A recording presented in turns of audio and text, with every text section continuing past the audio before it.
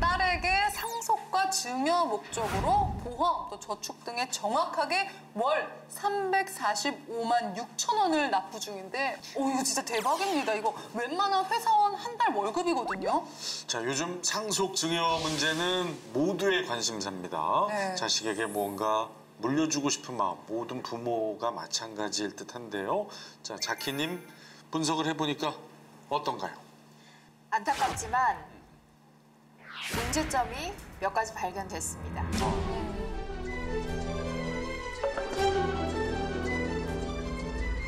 일단 아버님께서 따님에게 상속과 증여 목적으로 가입해 주신 상품은 네. 종신보험 2건, 그리고 저축 1건입니다. 그리고 따님의 실손보험까지 가입을 해주셨는데요. 그중에 종신보험 2건은 모두 심각한 문제가 있었습니다.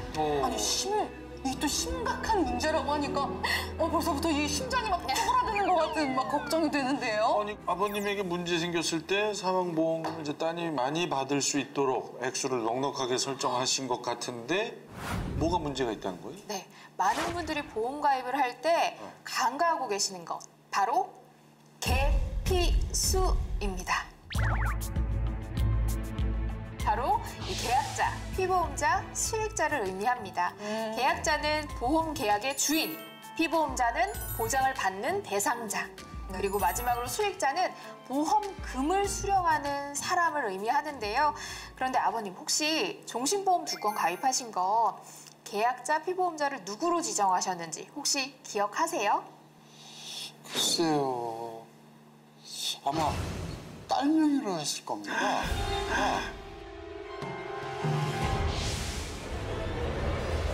보험 가입하실 때 아버님, 명의라는 말은 없어요. 이게 일반 소비자가 가장 많이 헷갈려하는 부분인데요. 일단 이 명의를 딸 앞으로 했다는 게 이 계약자를 따님으로 하셨다는 건지 혹은 수익자를 따님으로 하셨다는 건지 이걸 알 수 없기 때문에 이걸 굉장히 명확히 하셔야 됩니다. 안 그러면 이 보험금을 수령하실 때 심각한 문제에 봉착하게 됩니다. 저도 사실 이게 많이 헷갈렸는데 오늘 확실히 배우고 가야겠네요. 이 방송을 보시는 여러분들께서도 내가 가입한 보험의 계피수, 즉 계약자, 피보험자, 수익자 지정은 제대로 하셨는지 궁금하시죠? 아래 번호로 전화하시면은요 전문가와 함께 상담해 보실 수 있습니다. 자키님, 네. 자, 아버님의 종신보험 2건의 계피수 지정이 어떻게 돼 있고 뭐가 문제라는 겁니까? 일단 종신보험 A는 계약자, 피보험자가 아버님입니다. 그리고 수익자가 따님으로 되어 있어요. 아버님이 돌아가셨을 때 따님이 수익자로 보험금을 수령하실 수 있으니까 마음이 좀 놓이실 수는 있어요. 다만 상속세 부과 대상이 될 수 있습니다. 상속의 재원 중 일부는 일가공제가 되지만 보험금도 이 상속 재원에 포함이 되기 때문에 부동산 등 다른 자산이 합산되면 공제 범위를 넘어서게 됩니다. 아버님, 혹시 따님을 위해서 준비해 주신 게 혹시 보험 말고도 다른 것들도 많이 주고 싶으시죠? 당연한 거죠. 저랑 아내가 죽고 나면 딸밖에 안 남는데 제 미정딸인데 제가 집이나 뭐 재산은 다 당연히 딸이 상속받겠죠. 맞아요. 그렇게 부동산이나 기타 자산에 보험금까지 합치면 꽤 큰 금액이 될 것 같아요. 일가공제 되더라도 적지 않은 상속세를 납부하고 받으셔야 되니까 따님한테도 부담되는 상황이 예상됩니다. 그런데 거기에다가 더 심각한 건 종신보험 1건, B는 계약자가 아버님, 피보험자가 따님으로 지정이 되어 있어요. 그래서 따님이 사망을 하셨을 때 보험금이 지급됩니다. 야, 아예 그럼 잘못 지정하신 거네요. 따님이 사망했을 때 보험금이 나오도록 설정되었다는 게 이거 엄청난 실수입니다. 아이고 아버님 이거 모르셨어요? 저는 그냥 보험 가입할 때 하라는 대로만 했어요. 제가 보험에 대해서 아는 게 없다 보니까 이런 거 상상도 못했어요, 제가. 맞아요. 의외로 보험에 가입하는 분들이 많이 하시는 실수 중에 하나가 바로 계약자, 피보험자, 수익자 지정을 잘 혼돈하시는 경우가 많아요. 그리고 또 다른 문제점은 증여 목적으로 준비해 주신 장기저축인 저축보험. 이 문제도 수익성은 기대보다 적고 또 나중에 따님에게 주면 세금도 적지 않게 내야 된다는 단점이 있습니다. 아니 매달 지금 100만 원씩이나 저축을 하는데 10년 납에 10년 만기면 장기 저축이라서 괜찮지 않을까요? 네, 그러실 것 같지만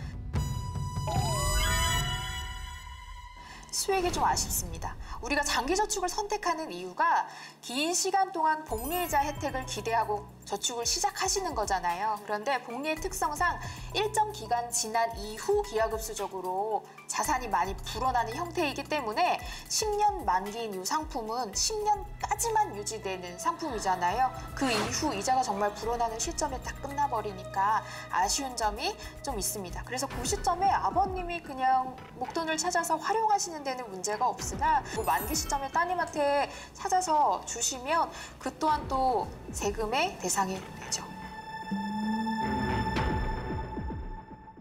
증여세도 있는데 일단 10년을 채우지 못하고 중도에 만약에 해지를 하게 되시면 15.4%의 이자 소득세, 이자에 붙는 세금도 있고요.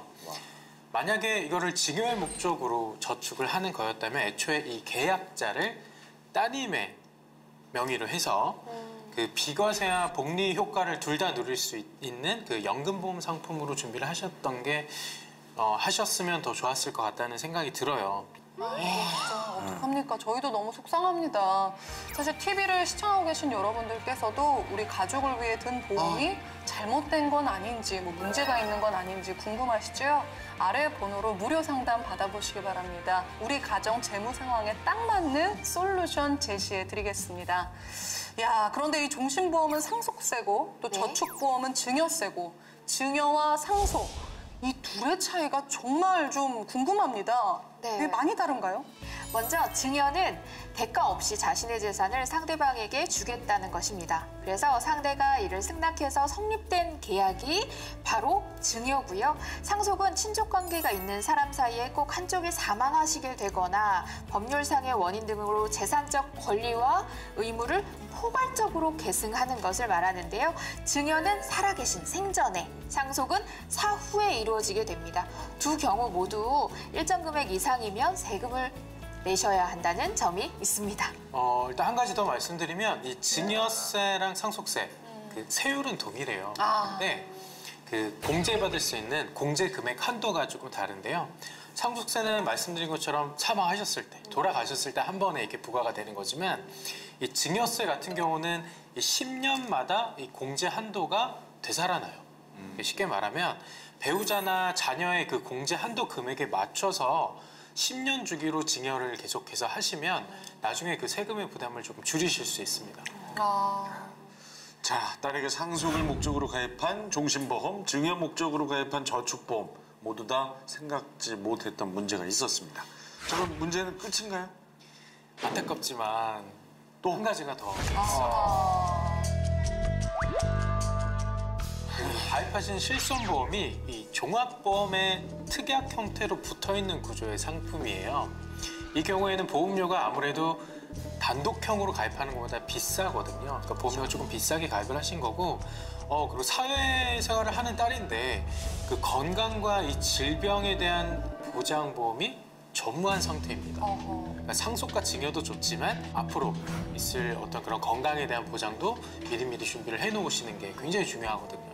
아니, 건강보험이 없다고요? 아니, 두 분께서는 이 건강보험이 필요 없다고 생각하신 건가요? 당연히 그렇게 생각을 했죠. 뭐 아프면은 차라리 그 돈 저축을 해서 목돈을 만들고 있다가 그 돈을 쓰는 게 낫다 생각을 했거든요. 저는 또 이게 아직 젊으니까 이제 뭐 실손보험만 필요하면 되지 않을까라고 생각을 했거든요. 그런데 이 실손보험도 좀 비싸게 지금 들으신 거라는 건데 자, 사회생활을 하는데 기본적인 건강보장은 해두는 게 유리할 것 같습니다. 자, 자키님. 네. 딸을 위해서 가입한 이 보험들을 어떻게 보완하는 게 좋을까요? 네, 일단은 전반적으로 불필요하고 가성비 떨어지는 보험들은 좀 정리를 하시는 걸 권해드리고요. 꼭 필요한 보장 위주로 조정을 했습니다.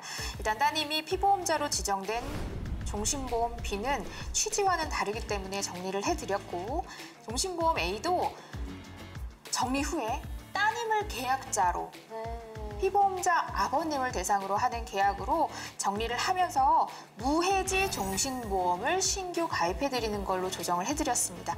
무해지 상품이기 때문에 보험료도 많이 절약할 수 있다는 장점이 있어요. 무해지요? 네. 근데 이게 종신인데요? 그게 네. 뭐죠? 무해지는 말 그대로 중간에 해약했을 경우에는 환급금이 없거나 아주 적지만 대신에 보험료를 상당폭 할인해 놓은 상품이라고 보시면 돼요. 조금 더 저렴하게 가입할 수 있다는 장점이 있고요.